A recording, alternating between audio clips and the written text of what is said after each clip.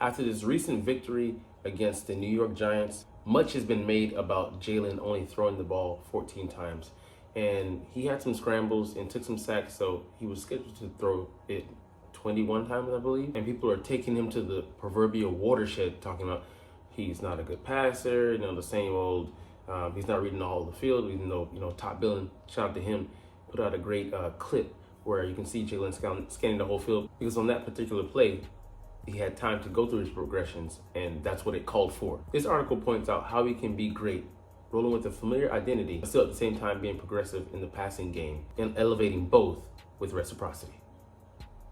What's up, it's your boy Cintron, coming back to join another analysis video to keep you not that's my real name. Establishing the run is great. Establishing the pass leads to Super Bowls. And definitely, we have some dogs here in Philly that can get that job done. But we should be leaning into having the focal point be Saquon Barkley and then building up the rest of the attack based on that. Kellen Moore's offense, with the concepts that he has, man, we could be great. Supersede 2022, but still have that identity that we had in 2021. So let's get into it. So remember that Nick Sirianni, he struggled in 2021 when he was the play caller. He abdicated those duties, turned them over to Shane Steichen, who took it under his wing and treated it as his own precious brainchild and had us balling, going into the playoffs 7-3, even though we went out with a loss against the Bucks. We were very encouraged because midway through, hey man, he kudos to Nick Sirianni. He gave up the play calling duties. He saw that it wasn't being successful, and he went with what worked, and he allowed the guy free reign. And that trust hasn't been so easily reciprocated to other people because he's wanted to save his job. But we need to see that more with Kellen Moore, him turning things over and letting him unleash the playbook, similar to what we saw in week 1. I mean, where you see the offense working as it's supposed to be, on time, attacking all 3 levels, throwing so many different concepts, motion, all those things. But we've scaled things back and seemingly kind of backslid into this 2021 identity. And that's not necessarily a bad thing, because we were punishing people. We are punishing people on the ground, and albeit with 2 lesser opponents in the Browns and the Giants in consecutive weeks, which is why this Cincinnati matchup is so crucial, so important. We'll get to, put our feet to the fire and test our mettle, see if we are made of stronger material against a superior opponent. Even though they're not doing the best at 3-4, but there's still a good litmus test, because you have 3 other AFC North opponents to deal with, and this is just tip of the iceberg. 2, and the Ravens and the Steelers, who are going to be 2 tough outs.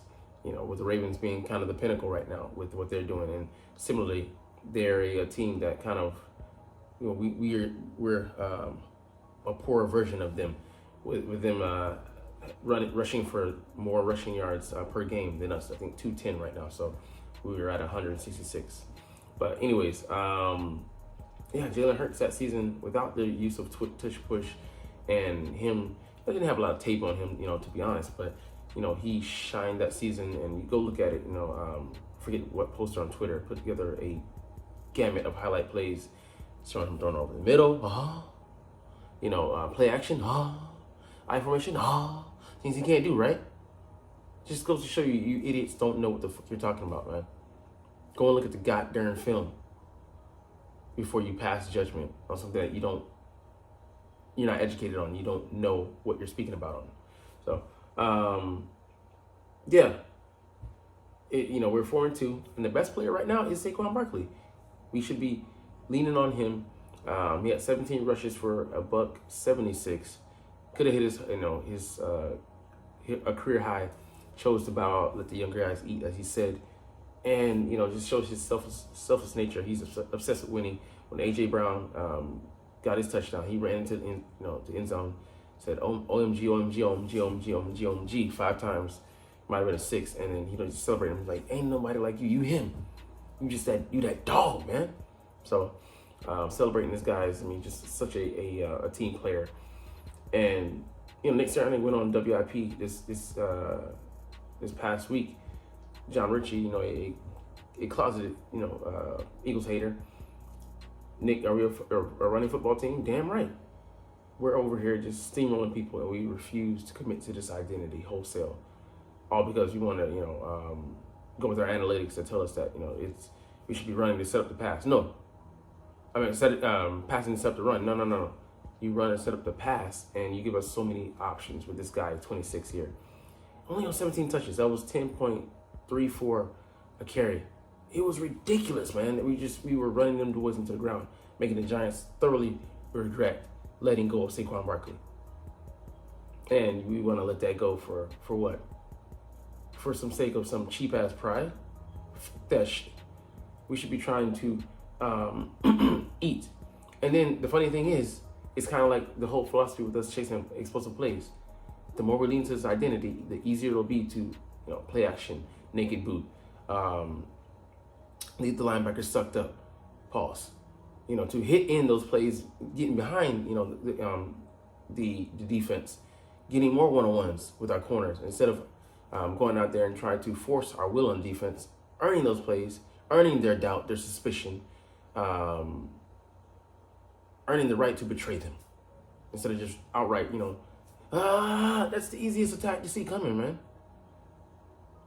It's the bam that you ain't gonna see.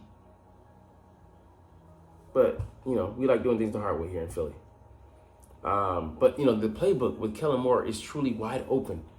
When you look at, like I said, week 1 in Green Bay, things he was doing, and, we ran Saquon because he had a disastrous first play as, scrimmage play as an Eagle, 5-yard loss because he slipped, lost his footing there in Brazil with the piss poor turf, and team having to change cleats several times, throughout that first half, and then eventually finding their footing, pun intended. But yeah, man, it was just, there's so many things, concepts, running out of the pistol, the I formation, the play action, even though I know Jalen is not his favorite, but think about the play against, I think it was the Browns. It was against the Browns, where he rolls out Grant Calcaterra. So I love when they flow one way with like zone blocking read, and then have the key, that running back or tight end this play run opposite to that, went wide open in the flat, pass to him, he gets about 20-30 yards, crazy. But those type of plays, those type of weaknesses we can target on the defense open up when we open up this offense. So there's so much potential. Like I said, the pistol formation meeting you halfway. You don't have to fully commit to an I back set, but you can be a little offset and run those things. And there's so much you can do out of that. So it truly does open up the attack patterns and fumigates that passing game. So you want to spread it anywhere and everywhere, and even involving Van Sumeren using a full elite fullback. Was kind of eye-opening. He opened our eyes in training camp, and he's been moonlighting, filling in positions in practice and such. So there's another caveat there. And he was a tight end at Michigan and Michigan State as well. So he can catch the ball. Not just gonna be out there on a running play. So there's so much that we can do, man. And I get it. People are looking at the passing yards, or the low here, but look at that key point. He didn't fumble each of these past 2 games, and he didn't have any interceptions, turnovers. When you got Brock Purdy throwing for 3 and Patrick Mahomes throwing for 2 in the previous game, passing has been down this year in the league. So this is not as bad as you would think. This is not 5 years ago, or even 7 years or 10 years ago, where this is abysmal. Just effective. You're just enforcing your will. One of the ways to slow down a pass rush is to run right at them. Hit them with screens. Just run plays. Michael Parsons, the reason we're so effective when we play them is that we take him out of the game effectively, limit his pass rushing opportunities, and then he's tired by the time we're leaning on him for 3 quarters, and then we gotta we still have to make him think. Is it run? Is it pass? you know, and like I said, you know, play action game and things like that. Get those guys, you know, moving forward, and you know, deceive them. Like we're trying to deceive them, they're trying to deceive us, and you know, get those passes in between them, and the secondary. So then you get, you know, Jahan Dotson some work there in the middle of the field. Smitty, he's doing, you know, a lot of his the dirty work, the underneath stuff this year.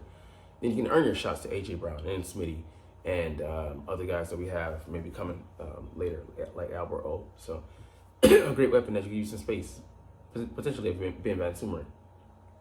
But yeah, I really do think we should be using this time as experimental, establishing the run, you know, building that confidence up against lesser teams, like, you know, comparatively speaking, the Cincinnati Bengals, getting ready for the Commanders, who, you know, might be facing a shootout where we're gonna need a more advanced game, but having a run game to lean on, and then be able to pick our spots in the passing game, and then, you know, get into rhythm, establish ourselves, will go a long way, like I said, to being highly competitive in those games against the Ravens. We'll see what Dallas ends up being. You know, it could be a weaker opponent, but, you know, divisional games are not a gimme, so you never know. But yeah, we don't have to be 2022. We can be better by being more balanced, by being more efficient. And, you know, Shane, you know, as great as he is, I love the concept that, you know, that more runs, and yes, he needs to, you know, rein some things in and be given more free reign, as well as not be so pass happy at times. But we really showed that we can be a dominating team, and I get it. It's against these two teams that are, you know, bottom of the barrel, or, you know, near it. That doesn't mean that we're not, you know, working towards what we showed against them is not progress. So anyways, we'll end up on that note, man. Interesting article here, just, you know, eye-opening on some things, on some fronts, and just, you know, some information for you to digest. But truth is, I know that you're not even watching, though. It's all good, because I love making these videos, and I love talking about the freaking stinking Philadelphia Eagles. So we'll try to do this officially, but as always, it's fly, Eagles, fly, and let's motherfucking go. Like, comment, share, and subscribe if you like. Thanks for watching.